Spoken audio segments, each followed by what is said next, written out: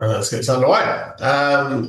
Good afternoon. We've got a couple of things to work through before we get the coaching video.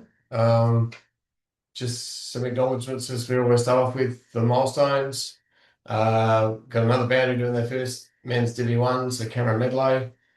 A couple of 50 gamers, Harrison Crispin, who's now in the field, was the boundary, but he's a good young field umpire these days, and Noel Horner on the boundary, and a big 300 Bo Girdham. So what I'm Bo, so he's on the line. So clock them up quickly. All right, a note or a reminder, it's probably more aimed at those that aren't on this call. We're getting a little bit of feedback from mainly the lower divisions about the third player up. Obviously, we don't need the rucks to nominate like they do in the AFL, but we've made it this year that the team cannot have two players in its own team compete in a ruck contest. If this happens, a free kick must be paid. So have it front of mind. It is one of these situations where I certainly will give license for the other umpire to pay it if the umpire in control doesn't. Is that we just have to get it. It's a really easy rule to identify. It should be one that we get every time. So if you see it as umpire number 2, just come in and pay it. And yeah, we're going to start asking questions for those that aren't paying it. And yeah, I suspect the ones that are the culprits at the moment, the ones that just aren't on these Zooms and aren't reading the notes. So if that's going to be them, they'll end up doing B grade instead of A grade. So we just need to get on top of that one. Uh, Colin.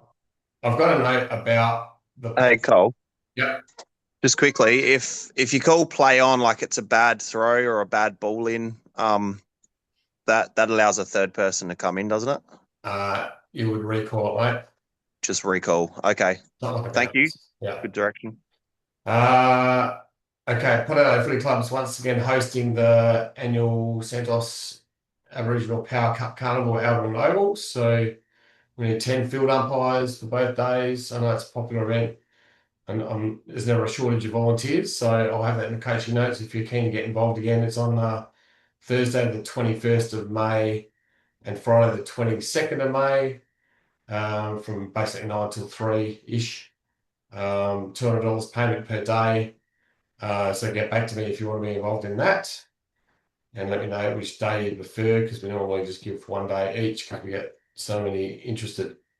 The Umpire Association holding their annual general meeting, club rooms of the Adelaide Uni Grandstand on the evening of Wednesday, May 27th from 7 p.m. So John Cornshaw's sent me a note to send out to umpires, and we'll do that with these coaching notes. So about a month's time, just hang back for a little bit after training and support the Umpire Association with their AGM.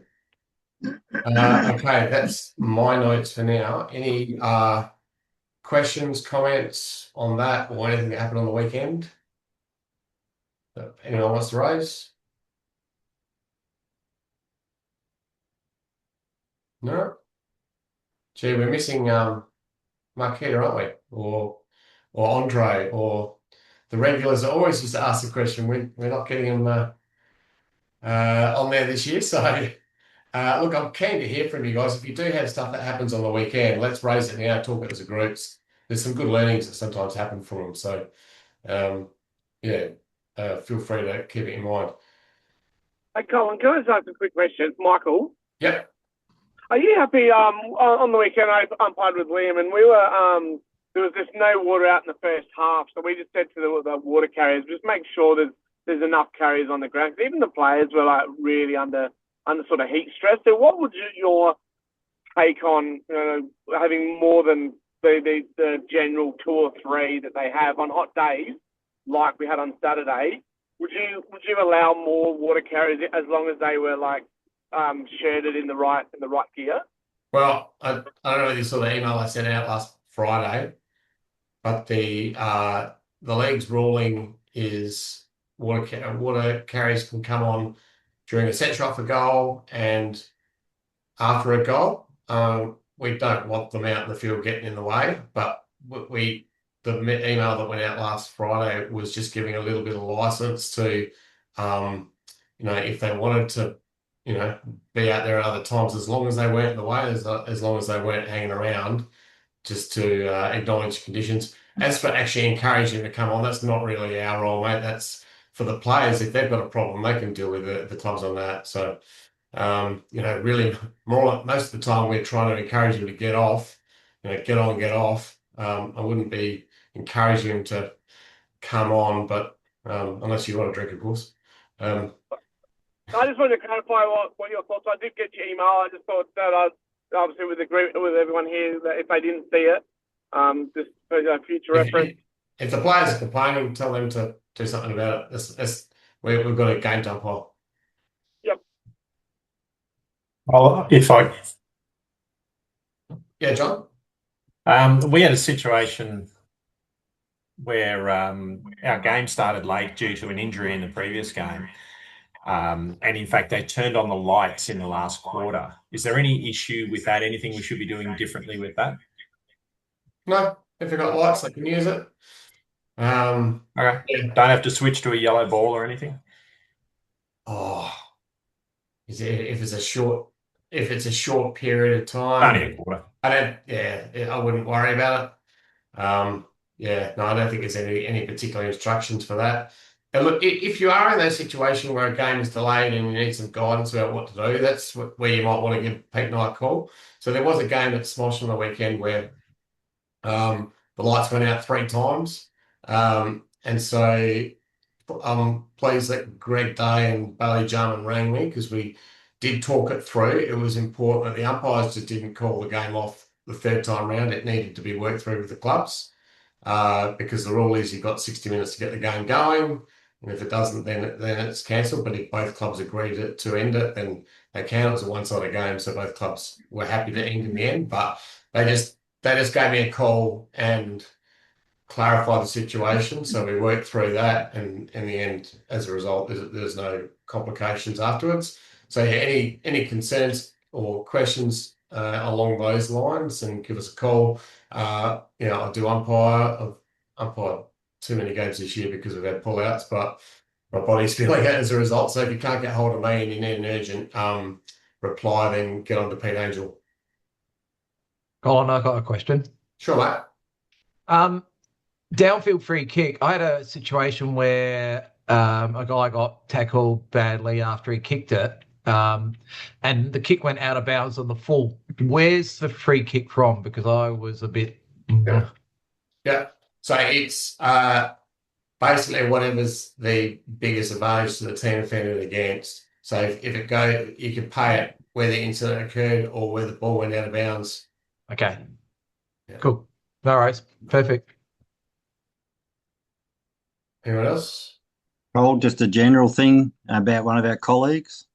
Yeah. I don't know whether everyone knew that Greg Von Einem ran the London Marathon overnight Oh, awesome. I didn't know.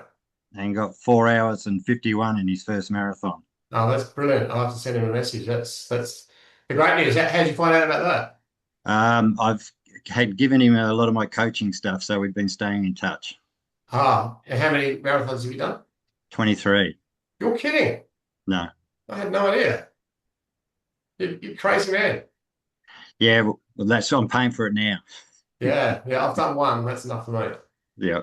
Brilliant. That's awesome effort from Greg. It'll be good to have him back, and hopefully his body's recovered to be able to come back and umpire. Correct. Yeah.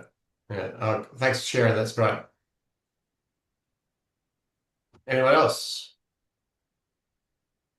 All right. Just a shout out to Sean O'Brien, who always only does one game, and on the weekend I had a pull out on the morning of. I've had 2 rounds, and I've had 2 Saturdays where there's been a 8:30 phone call to pull out of a C grade and A grade or C grade and B grade game. So yeah, thanks to Sean for jumping in and doing the C grade, and Chris Peters doubled up for me in the B grade. So much appreciated when you helped me out that last minute.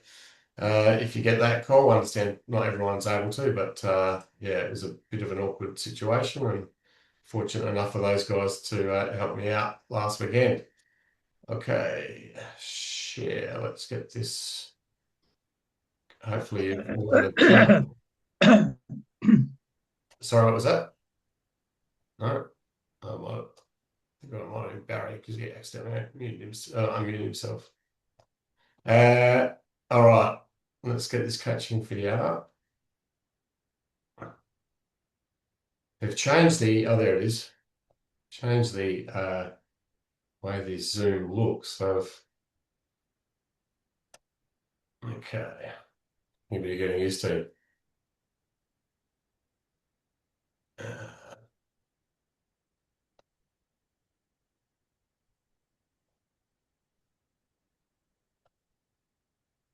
All right.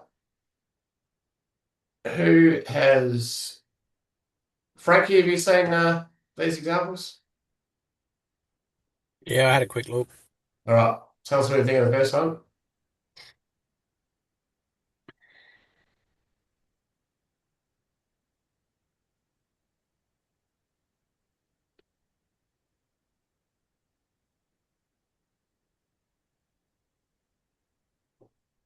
All right. What are your thoughts? Yeah, most of that passage of play looked okay. Everyone going the football, nothing untoward. Up until I reckon that Fitzroy player had his head down and was nothing malicious, but just a little clumsy. Head was over the ball and got collected high, so I would have probably paid a high free kick. Oh, I'll have to go back and have a look at that. It's not why I put it on. So let's have a look. Yeah, I saw that too, Frank. Good one, Rob. There. And coming up now. Um, There. I was more looking for whether anyone would think that was a kicking in danger. Look, if you see high contact, err on the side of the ball player, pay it. It's not something that I saw as an obvious blatant free kick, but if you saw it as a high contact, no problem in you paying it. Would there be anyone paying a kicking in danger in that example? Or perhaps why would you pay it or why would you not pay it? Well, I looked at that and I thought that there's no kind of chance of an injury and therefore it's not worth paying. Yeah. Yeah. Anyone think that they would pay it? Corey agrees with you, John. Anyone thinks that they would pay the kicking in danger there? Look, if you're unsure whether to pay it or not, err on the side of the ball, pay it. That no one's going to lose any sleep. However, I'm with you, John, that the player almost holds back his kick when he realises the other player's there. There's not a big swing of the foot, so as you say, there's not a real chance of injury. If a player's trying to clear the ball from the area and their kick isn't a big swing, then you can call play on. The second one is a big swing, but there's no players near it. So, yeah, I was quite happy with play on. I must say I didn't see the high contact, but I've got a couple of D1 umpires that did see it, so maybe I've got to bow to their better judgment. All right. Who we got here?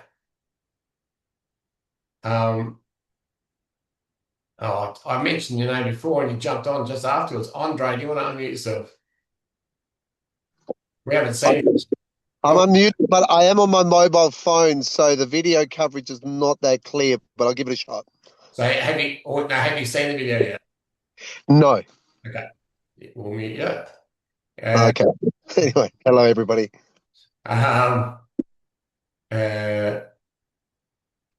Michaela, good to see you online. Did you want to unmute yourself? We can't see you. We can probably Yeah. Hey, Colin. Hey, have you had a chance to look at the video? No, I haven't. All right. I'll mute you too. Someone who has just Yeah, I have, Cole. Who's that? Dave Leckle. Good on you, mate.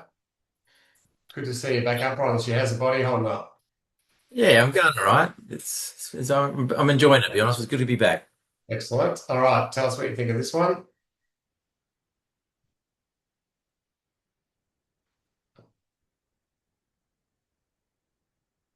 Yeah, it's pretty clear infringement. Going inside the inner circle. Umpire's about to he's stationed, ready to start the play. He's walked in, and the player is encroached on the ruckman circle there, so that's a free kick immediately. Yeah. Okay. I'm absolutely not fussed in paying it. Having said that, would I pay it? Probably not. Um, the reason I was happy for it to be paid was, as you said, he was coming in to throw the ball up. Everyone said it. She's run straight through. It's a bit like starting positions. Like, do we have to enforce a free kick there? I don't know whether it really matters. If I'm assessing that, I'm going to mark it as correct if you pay it, and I'm not going to make a deal of it if you don't. So I'm sitting on the fence. Well, with that one, Cole, I look at it as, am I ready to throw the ball up? If I've seen the person coming through, Yeah. I would just hold and I'd let him walk through. Yeah. But if I hadn't seen them coming and I started my walk up, in my view is everyone was set. I'd already made the assessment that we're ready to go, and that was then impinging on the game. That's the way I sort of see that. Yeah, and exactly what Matt said, and I don't have a problem with that at all. I don't have a problem with it at all. If that's like, and certainly if you weren't coming in to throw the ball up, I'd be saying that it's a bit like, you need to give more time. All I'm saying is if you choose to just, hey, say, give them a warning in that case, and look, then and you just don't pay for a kick, I'm not going to mark that as wrong, but I'm not going to mark it as wrong as being paid either. I'm sitting on the fence on it. It's just one that, yeah, it's no big deal either way to me. All right. Someone else that's watched the video? Feel free to jump in. Oh, no one's watched it this week. I've watched it. Go on. Good on you, mate. All right, Rob, give us your thoughts on the third one. Just remember that I do put the link on there late Sunday night. So first thing Monday, you should be able to log on and have a look at the coaching video for each week. And if there's no coaching video for that week, I'll put that on the website that, we're not having a coaching video that weekend. All right.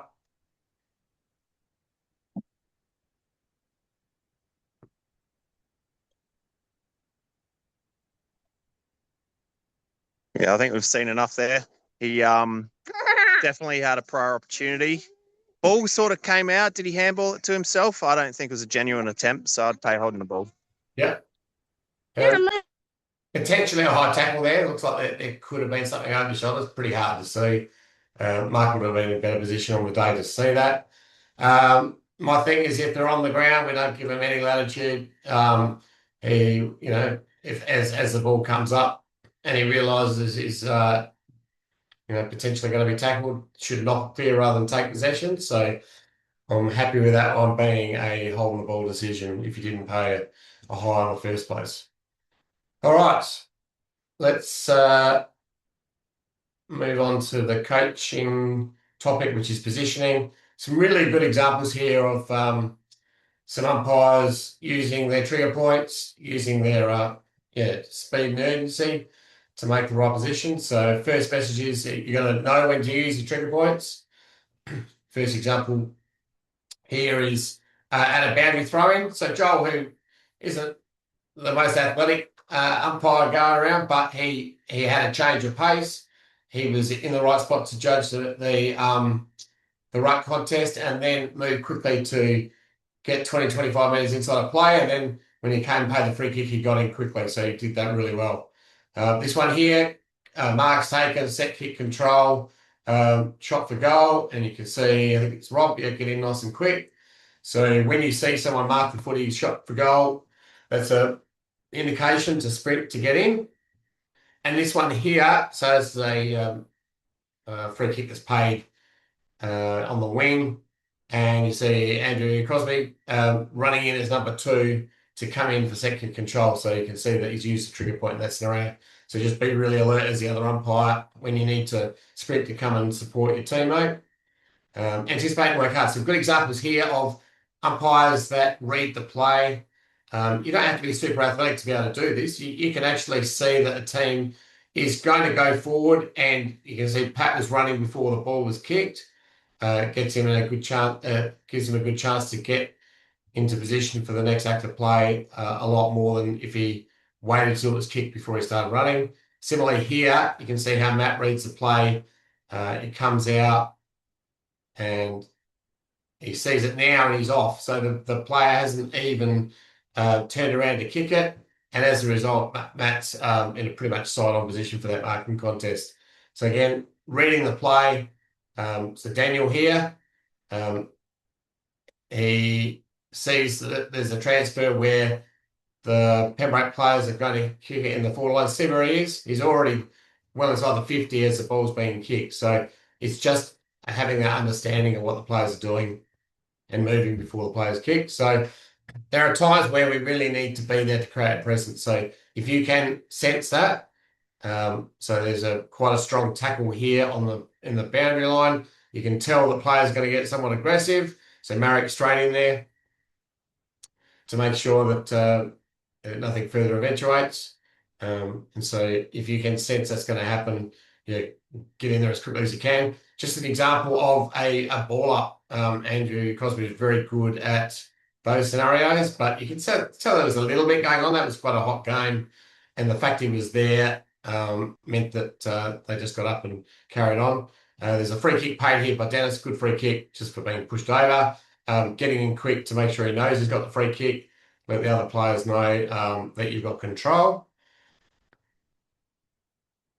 So we've talked about this in the past, but aiming to be side on and slightly in front of the contest with marking contest. So you can see in these examples here, again, it's Dennis, just a perfect position side on to the marking contest, just in front of, so you can see any infringements.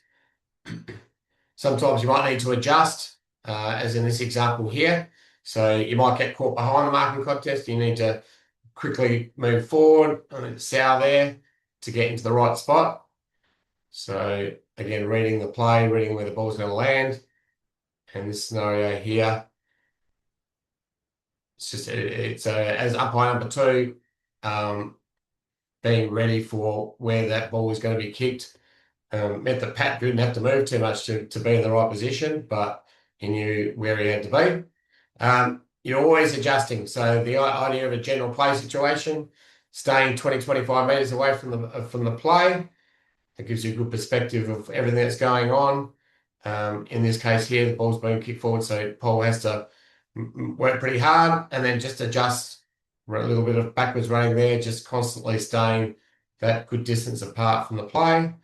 With this one here, there's a bit of a pack develop soon. I think a hold the ball's paid, but you can see Marek moves his way back around, constantly on the move, doesn't stand still, sees the free kick. Oh, actually, no free kick, the ball comes out. And eventually the ball is trapped in that scenario. And another good example of adjustment from Frank, just keeping his distance.